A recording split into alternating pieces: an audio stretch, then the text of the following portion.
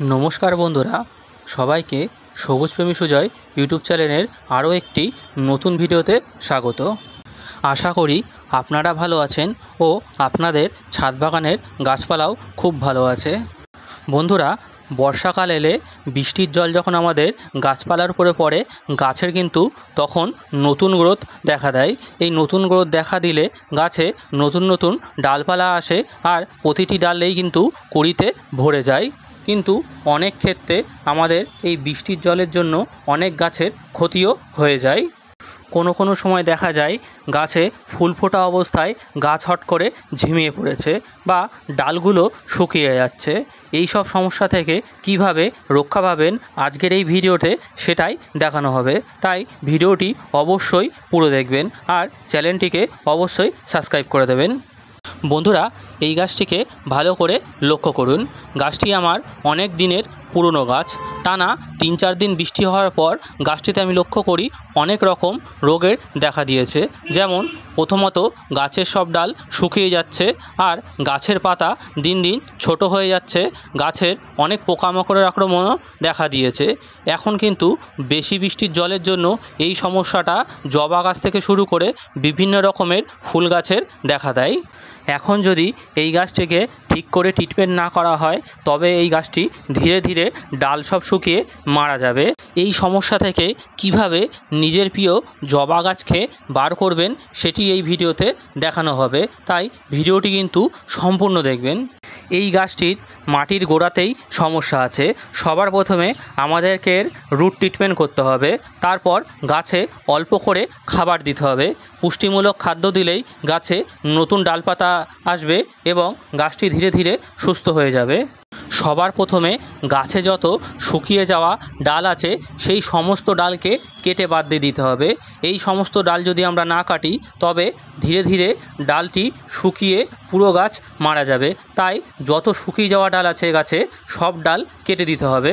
শুধু শুকিয়ে যাওয়া ডাল না, যেই সমস্ত ডাল রোগে আক্রান্ত আছে সেই ডালও কেটে দিতে হবে। এমনভাবে কাটবেন যেন গাছের ডাল কাটার পরে সবুজ অংশ বেরিয়ে আসে। শুকিয়ে যাওয়া সব ডাল ভালো করে কেটে দিতে হবে। আমরা যেমন জবা গাছে ডালপালা কাটাই ছাঁটাই করি ঠিক এমনভাবেই এখনই এই গাছটাকে একটা ভালো করে শেপও দিয়ে দিতে পারি, এতে কোনো অসুবিধা হবে না। যেই ডালগুলো মাথার দিক থেকে শুকিয়ে যাচ্ছে সেই সমস্ত ডাল কিন্তু আগে কেটে বাদ দিতে হবে। ওই শুকানো জায়গা যদি আমরা কেটে না দিই তাহলে ওখান থেকেই পচতে পচতে পুরো ডাল শুকিয়ে যাবে। এমনভাবেই শুকিয়ে যাওয়া ডাল বা রোগে আক্রান্ত ডাল পুরো কেটে বাদ দিয়ে দিতে হবে। এর ফলে রোগ কিন্তু আর ছড়িয়ে পড়বে না। এবার আমরা গাছে কিছু খাবার প্রয়োগ করব যাতে যেই সমস্ত ডালপালা আমরা কেটেছি সেইখান থেকে নতুন নতুন সব ডালপালা বার হয়। যত নতুন ডালপালা গাছে আসবে ফুলের সংখ্যাও তত বেশি আসবে। বন্ধুরা গাছের খাবার হিসেবে আমরা সবার প্রথমে একটি কম্পোস্ট সার ব্যবহার করব।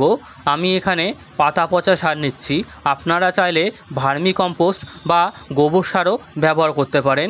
এখানে 2 থেকে 3 মুঠো পরিমাণে নিয়ে নেব। পরবর্তী খাবার হিসেবে আমরা এখানে 1 মুঠো পরিমাণে নিমখোল নিয়ে নেব। এই নিমখোল মাটিতে দিলে মাটিতে কোনো রকম পোকামাকড়ের আক্রমণ আসবে না এবং গাছের শিকড়ও ভালো রাখবে। পরবর্তী খাবার হিসেবে আমরা এখানে কিছু দানা ডিএপি নিয়ে নেব। এই ডিএপি দেওয়ার ফলে গাছের শিকড়ের দ্রুত বৃদ্ধি নেবে। গাছের শিকড়ের যত দ্রুত বৃদ্ধি আমরা করাতে পারবো গাছের গ্রোথও তত জলদি নেবে। তাই কিছু দানা ডিএপি গাছের জন্য খুব ভালো কাজ করবে। পরবর্তী খাবার হিসেবে আমরা এখানে হাড় গুঁড়ো ব্যবহার করব। হাড় গুঁড়ো ব্যবহার করার ফলে মাটিতে ফসফরাসের উৎপাদন বেড়ে যাবে। এর ফলে মাটিতে গাছের শিকড় বৃদ্ধিতে খুব সাহায্য হবে। আমি হাড় গুঁড়ো বর্ষাকালে ডাস্ট ফর্মে থাকায় ব্যবহার করি, এতে ফাঙ্গাস লাগার কোনো ভয় থাকে না। এরপরে আমরা এখানে এপসাম সল্ট বা ম্যাগনেসিয়াম সালফেট ব্যবহার করব।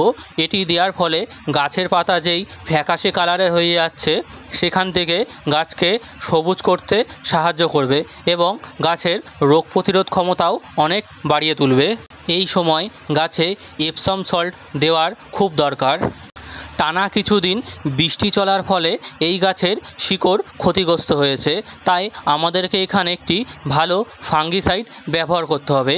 এখানে আমি রিডোমিল গোল্ড ব্যবহার করব। এটি ব্যবহার করার ফলে গাছের শিকড়ে যেই ছত্রাক লেগেছে সেই ছত্রাক থেকে গাছকে খুব দ্রুত বাঁচিয়ে নেবে। এর বদলে আপনাদের কাছে যে কোনো ফাঙ্গিসাইড থাকলে সেটি ব্যবহার করতে পারেন, কিন্তু এখানে যদি আমরা একটি সিস্টেমিক ফাঙ্গিসাইড ব্যবহার করি তাহলে রেজাল্ট খুব ভালো দেখা দেবে। এই ফাঙ্গিসাইডটি আমরা 1 চামচের হাফ চামচ নিয়ে নেব, মানে 2 থেকে 3 গ্রাম নিয়ে নিতে পারবো। এবার এই সমস্ত উপাদানগুলিকে ভালো করে সব মিশিয়ে নিতে হবে। মনে রাখবেন ফাঙ্গিসাইডটি এই সময় দেওয়া কিন্তু খুব জরুরি, তাই একটি ভালো ফাঙ্গিসাইড ব্যবহার করা খুব ভালো হবে। এবার এটিকে আমরা টবের মাটিতে সরাসরি দেব না, সবার প্রথমে একটি নিড়ানির সাহায্যে টবের চারি সাইড দিকে অনেকটা করে মাটি তুলে নিতে হবে।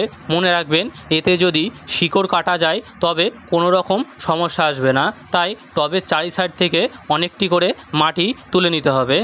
এমনভাবেই টবের চারিদিক থেকে মাটি গোল করে তুলে নিতে হবে।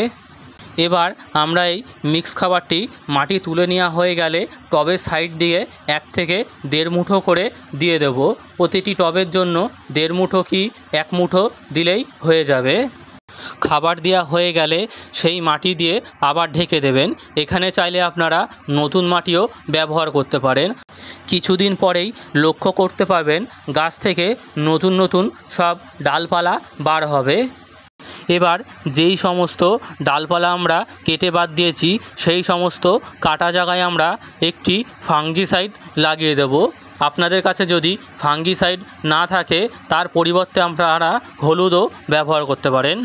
এর ফলে কাটা অংশ থেকে কোনো রকম ফাঙ্গাসের আক্রমণ গাছের ডালে আর হবে না। বন্ধুরা, এরপরে আমি এখানে 1 লিটার জল নিয়ে নিয়েছি। এই 1 লিটার জলের মধ্যে আমি 1 থেকে 2 গ্রাম মতন হিউমিক অ্যাসিড মিশিয়ে নেব।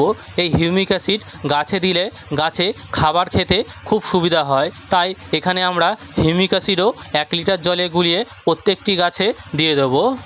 এই হিউমিক অ্যাসিড কিন্তু আমরা মাসে 1 বার করে অবশ্যই ব্যবহার করতে পারি।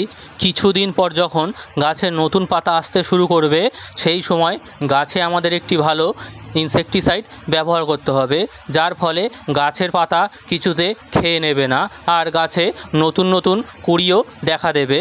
তাই গাছে একটি ইনসেকটিসাইড অবশ্যই ব্যবহার করবেন, তবেই গাছের নতুন কচি পাতা সুস্থ থাকবে, নইলে আবার কোনো পোকামাকড়ে গাছের পাতা খেয়ে নেবে। এবার গাছটিকে কিছুদিনের জন্য ছায়াযুক্ত স্থানে রেখে দেবেন, যেখানে গাছে কোনো রকম বৃষ্টির জল পড়বে না। তারপর কিছুদিন বাদেই গাছকে ডিরেক্ট সানলাইটে দিয়ে দেবেন। বন্ধুরা, ভিডিওটি ভালো লাগলে চ্যানেলটিকে অবশ্যই সাবস্ক্রাইব করবেন এবং কমেন্ট বক্সে কমেন্ট করে জানাবেন।